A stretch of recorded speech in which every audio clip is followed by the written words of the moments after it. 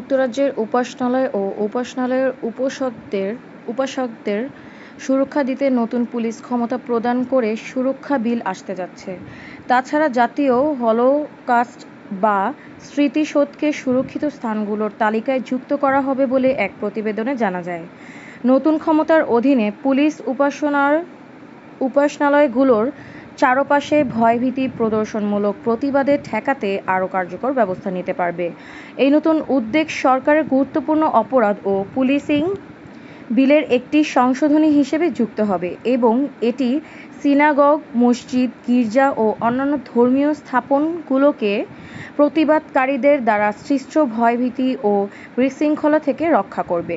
এই পরিবর্তনগুলো বিদ্যমান পাবলিক অর্ডার অ্যাক্টের উপর ভিত্তি করে তৈরি হবে এবং এতে নতুন একটি সীমা নির্ধারণ করা হবে যার মাধ্যমে পুলিশ নির্দিষ্ট শর্ত আরোপ করতে পারবে। এর মধ্যে রয়েছে প্রতিবাদে মিছিলের পথনির্দেশ ও সময় নির্ধারণ। যদি মনে করা হয় কোনো প্রতিবাদের কারণে উপাসনালয়ে আগতদের ভীত বা আতঙ্কিত করার সম্ভাবনা রয়েছে, তাহলে শক্তি প্রয়োগ করতে পারবে পুলিশ।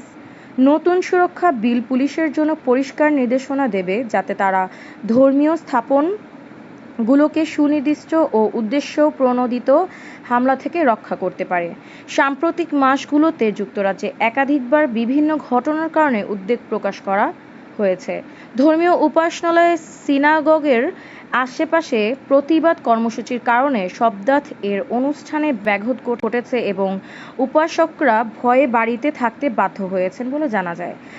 বিশেষত লন্ডনের কেন্দ্রস্থলে বৃহৎ মিছিলের কারণে ধর্মীয় উপাসনালয়ের যাতায়াত বাধাগ্রস্ত হয়েছে বলে জানান পুলিশ প্রশাসন। সুরক্ষা বিল পদক্ষেপে এমন এক সময়ে নেওয়া হচ্ছে যখন ধর্মীয় বিদ্বেষমূলক অপরাধ উদ্বেগজনক হারে বৃদ্ধি পাচ্ছে।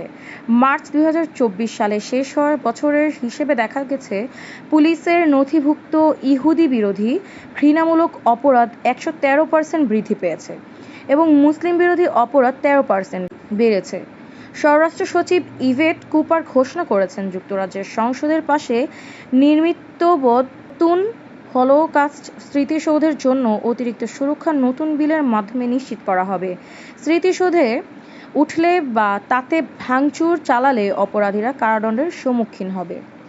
যুক্তরাজ্যের স্বরাষ্ট্র সচিব বলেছেন, প্রতিবাদের অধিকার আমাদের গণতন্ত্রের একটি মূল ভিত্তি, যা অবশ্যই রক্ষা করা উচিত, তবে এতে কারো মৌলিক স্বাধীনতার লঙ্ঘন বা ভয়ভীতি প্রদর্শনের সুযোগ থাকতে পারে না।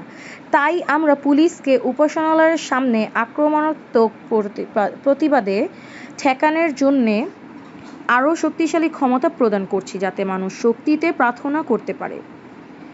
এই নতুন পদক্ষেপের ফলে হলোকাস্টে নিহত 60 লাখ ইহুদি ও অন্যান্য নাৎসি নির্যাতনের শিকার ব্যক্তিদের স্মরণে তৈরি হওয়া স্মৃতিসৌধটি যথাযথ নিরাপত্তা পাবে।